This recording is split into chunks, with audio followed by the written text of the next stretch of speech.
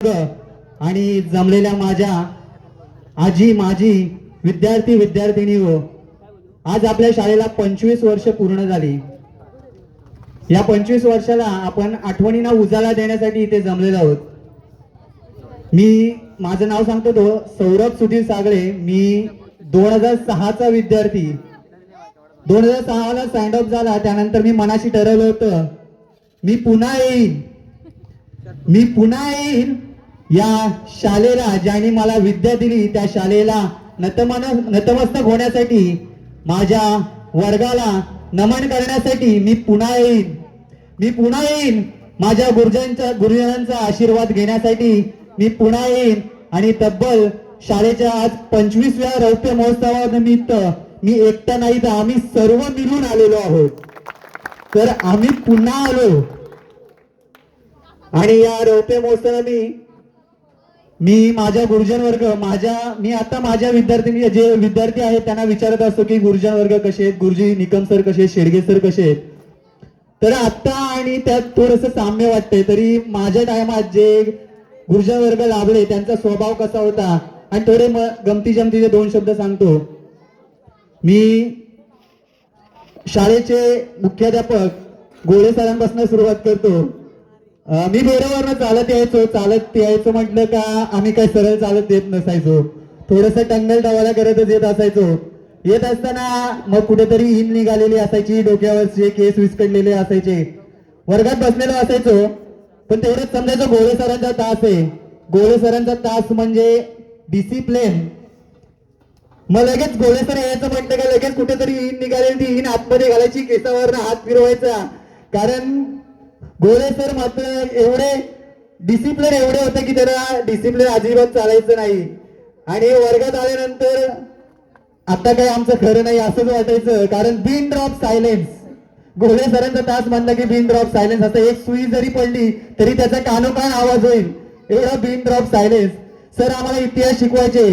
वर्गात आल्यानंतर फळ्यावरती इतिहास नाव लिहिलं जायचं किंवा एखाद्या धड्याचं नाव लिहिलं जायचं, पण पुस्तक मात्र बेंचवरतीच असायचं. पुस्तकाला हात न लावता संपूर्ण इतिहास खडानुखडा वाचून दाखवणारे आम्हाला शिकवणारे शिक्षक म्हणजे आम्हाला लाभलेले आदरणीय गोळे सर. जरा जोरदार आले होते गोळे सरांसाठी. Uniform approach and discipline. मला असं 25व्या वर्षाचा कोणी विद्यार्थी आहे का इथं पहिल्या बॅचचा? मयूर दादा.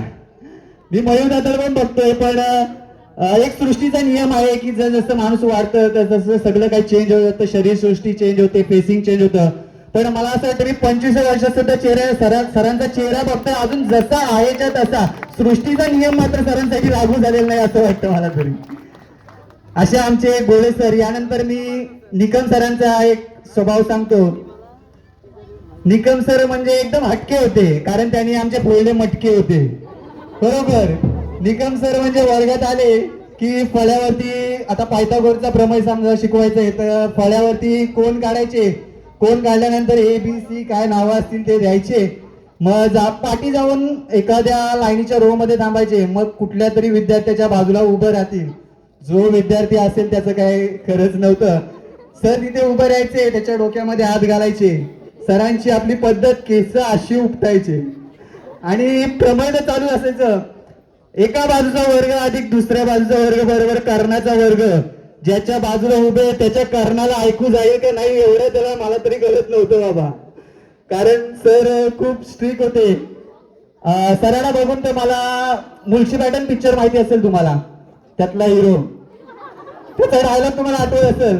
समोर ज्याची बघून एकदम तर पाटते तशी आमची बाबा पाठायची निकम सरांना बघून. असे निकम सर होते. सर्वांच्या आयुष्याचं गणित त्यांनी सोपं करून दिलं. असे आमचे लाडके निकम सर.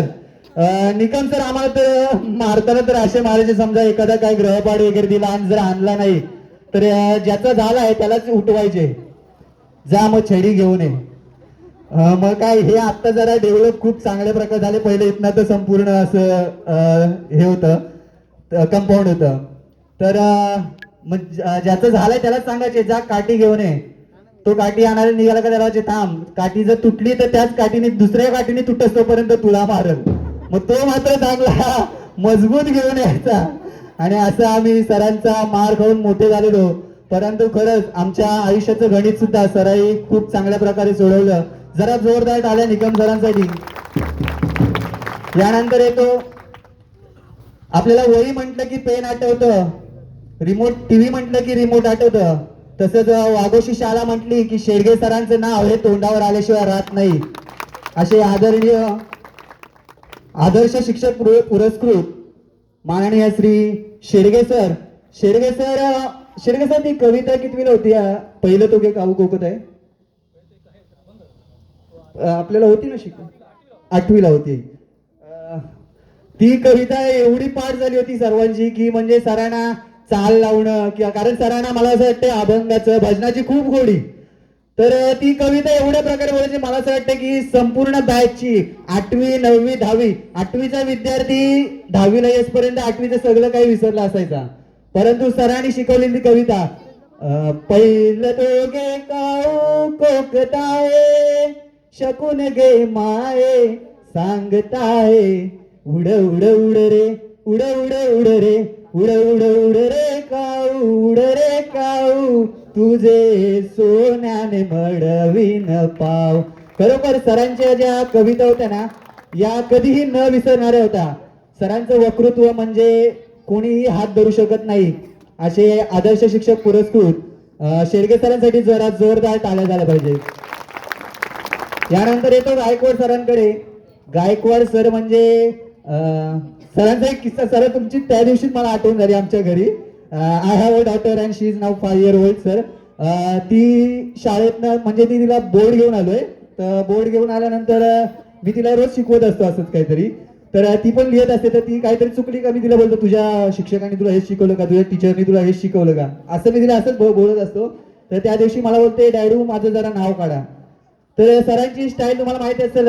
अक्षर काढायची सर काढताना एवढा मोठा स काढायचे. सौरभ काढायचा असेल तर स किंवा सायन्स काढायचं एस काढायचं एवढा मोठा छोटस सायन्स. तर तसं मी पण तिचं नाव शौर्य आहे. मी पण एवढा मोठा एस काढला आणि HAUR पुन्हा मोठा काढला आणि ए काढला. ती मला विचारते तुमच्या टीचरनी पण तुम्हाला हेच शिकवलं का? माझ्या बायकोचा आतला आवाज आला कारण माझ्या शाळेने मला खूप काही दिले. माझी बायको सुद्धा याच वर्गातली म्हणजे माझ्याच बॅचची. तिने आतला आवाज दिला हो आमच्या सरांनी हेच शिकवलं बोलते. तर खूप छान सरांचं होतं. खूप म्हणजे आम्ही अक्षरशः तुम्हाला सांगू गायकवाड सर म्हणजे एक चॉकलेट बॉय म्हणायचो आम्ही त्यांना. कारण आम्ही सर डायबिटीज नाही ना तुम्हाला कच्यूड सर. कारण आम्ही वाघोशीच्या दुपारचं जेवण झाल्यानंतर इथे वाघोशीच्या दुकानात जायचो. दुकानात आल्यानंतर आपल्याला टोल नाका जसा काय लागतो सर तिथे उभे असायचे. चल काढ अजून चांगली गोष्ट आहे सर. पण खूप म्हणजे खूप मस्त वाटेल. पण एखाद्या वेळी आमच्याकडे चॉकलेट वगैरे नसेल ना तर सर स्वतः यायचे काय रे आज गेलाच नाही गेलो हे घे तर चॉकलेट घे. ते दुकानात गेल्यापेक्षा इथे चॉकलेट आम्हाला जास्त भेटायचे. असे हे गायकवाड सर. जरा 1 मिनिट सरांबद्दल मी काहीतरी लिहिलं होतं. हा टोपण नाव ठेवायची एक सरांना पद्धत होती खूप. म्हणजे मला तर कधी सौरभ नावाने हाक मारलीच नाही सराई. आता मला त्या मगाशी सौरभ बोलले पण मलाच आश्चर्य वाटलं सौरभ सर बोलतायत. कारण मला SS बोलायचे. कारण माझं सौरभ सुधीर सागळे सर्व SS मध्येच येतं. तर SS बोलायचे. कोणाला रत्नाकर आता तिथे आहे त्याला माहितीच असतील. आमच्या रोहित देशमुख होता त्याला ते लाडू बोलायचे. पहिले लाडू बोलायचे नंतर जाम घोड्या करायला लागला मग त्याला कडू लाडू बोलायचे. म्हणजे सरांची पद्धतच खूप भारी होती. म्हणजे खूप मजा यायची सरांबरोबर हे करत असताना. तर जोरदार टाळ्या झाले पाहिजे सरांसाठी गायकवाड सरांसाठी. यानंतर सर्वांच्या मनावर अधिराज्य गाजवणाऱ्या मला असं वाटते माझ्याच नाही तर बहुतेक मुलांच्या बहुतेक आजी माझी विद्यार्थ्यांच्या फेवरेट टीचर म्हणून ज्या आहेत त्या गोले मॅडमच मला असं वाटतील. जोरदार टाळ्या झाल्या पाहिजे गोले मॅडमसाठी. गोले मॅडम शिकवताना आम्हाला पहिला शब्दकोश असायचा. शब्दकोश माहिती आहे ना? हा छोटंवालं शब्दकोश असायचं. त्या शब्दकोशामध्ये दररोजचे 5 किंवा 10 शब्द पाठांतर करून यायचे. कारण 7वी पर्यंत इंग्लिश म्हणजे आम्हाला काय माहित नव्हतं. 8वीला जेव्हा आलो तेव्हा मॅडमकडनंच इंग्लिश म्हणजे खूप जरा असा प्रोग्रेस होत गेलो. त्याच्यानंतर मी तर सायन्सला ऍडमिशन घेतलं मॅडम तुमच्या ह्याच्यावरती मला असं वाटतंय. कारण इंग्लिशमध्ये तर काही नव्हतं. तर त्या शब्दकोशातले 5 शब्द पाठ कर 5 किंवा 10 मग ते येऊन बोलायचं. पण जर चुकलं तर निकम सरांसारख्या नाही मॅडम मारायच्या. मॅडम एखादी छोटीशी छडी घ्यायच्या, छडी घेतल्यानंतर आपला पण ज्या वेळेला मला असं निकम सर मारायचे ना, तेव्हा आम्ही वरती सुद्धा बघायचो ना, कारण डोळे लाल झालेले असायचे. पण मॅडम मारल्यानंतर असं पोरांकडे वाकून बघायचं, काही नाही. कारण मॅडमचं मार म्हणजे एकदम खूप छान होतं. म्हणजे खूप मजा केली मॅडमच्या याच्यामध्ये. मॅडमचं नेहमीच एक वाक्य असायचं, बी प्रॅक्टिस मेक मॅनकाइंड परफेक्ट. आणि या मॅडम तुमच्या या वाक्याचं मी तरी खूप हे घेतलेला. आणि तुमच्या या वाक्यामुळं खरोखर मी कोणतंही काही असू दे प्रॅक्टिस केल्याशिवाय जात नाही. कारण मॅडमने ऑलवेज सांगितले बी प्रॅक्टिस मेक मॅनकाइंड परफेक्ट. कारण तुम्हालाही जीवनामध्ये परफेक्ट व्हायचं असेल तर मॅडमच्या या वाक्याचा नक्कीच उपयोग करा अशी मी आशा बाळगतो.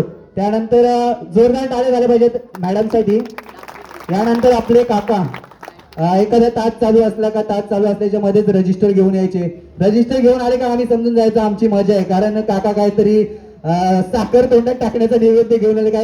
काही कारणास्तव उद्या सुट्टी आहे हा बोल काका सहीसाठी घेऊन यायचे. त्यामुळे काकांसाठी जोरदार टाळ्या झाल्या पाहिजेत. आणि थोडेसे किस्से सांगतो, म्हणजे की गॅदरिंग झाली 26 जानेवारी 15 ऑगस्ट खूप छान कार्यक्रम व्हायचे आपल्या शाळेमध्ये. 15 ऑगस्टला तर प्रभात फेरी निघायची वाघोशीमधनं. वाघोशीमध्ये जात असताना 15 ऑगस्टला मला असं वाटते घोषणा देत जायचो. एवढ्या घोषणा द्यायचं ना की मला असं वाटतं ते आपला भारत देश 1947 ला नाही तर काल परवा स्वतंत्र झालाय. बरोबर असंच वाटायचं. एवढ्या घोषणा देत जायचो. घोषणा देऊन आल्यानंतर मग इथे पटांगणामध्ये आमचा कार्यक्रम चालू व्हायचा, तो म्हणजे गोळ्या किंवा चॉकलेट वाटपायचा कार्यक्रम. त्या काळात लिमलेटच्या गोळ्या असायच्या, जास्त करून तर लिमलेटच्या संत्र्याच्या आकाराच्या गोळ्या घेऊन यायचे. त्या गोळ्या भेटायच्या. मॅडम आता सहज बाहेर पडलो तरी एक 100 रुपयाची कॅडबरी सहज विकत घेऊन खातो. परंतु तेव्हा काढलेल्या त्या लिमलेटच्या वेळीची चव आताच्या कॅडबरीला कधीच येणार नाही मित्रांनो, कधीच नाही येणार. असा हा होता. शाळेची खूप आठवण येतो मॅडम. पण आजकालच्या म्हणजे धक्काधक्कीच्या जीवनात आम्ही कामानिमित्त तिकडे असतो. परंतु मॅडम सॅटर्डे संडेला कधी आल्यानंतर मी नक्कीच घरात ना इकडे वाघोशी किंवा माझी सासरवाडीत नीताचं माहेर तिकडे असतं. जात असताना आम्ही घरात जरी 40च्या स्पीडने निघालो ना तरी या दशीच्या आल्यानंतर ना जवळपास 5 किंवा 10च्या स्पीडला येतो. कारण शाळा बघत जावी लागते. खूप छान वाटतं मनाला, कुठेतरी मी खेळतोय, कुठेतरी मी शिकतोय असा भास नक्कीच होत असतो. तरी तुम्ही जो मला इथे बोलण्याची संधी दिली याबद्दल मी तुमचे शतशः आभार मानतो. तुम्ही मला ऐकून घेतलं याबद्दल मी शतशः आभार मानतो. आणि आपण आता 25व्या महोत्सवासाठी जमलो. यानंतर आपण नक्कीच आपला सुवर्ण महोत्सव 50व्या महोत्सवासाठी आपण नक्कीच जमू. आणि तेव्हा सुद्धा मी तुम्हाला पुन्हा सांगतोय, आपण पुन्हा येणार आणि पुन्हा येणार. जय हिंद, जय महाराष्ट्र.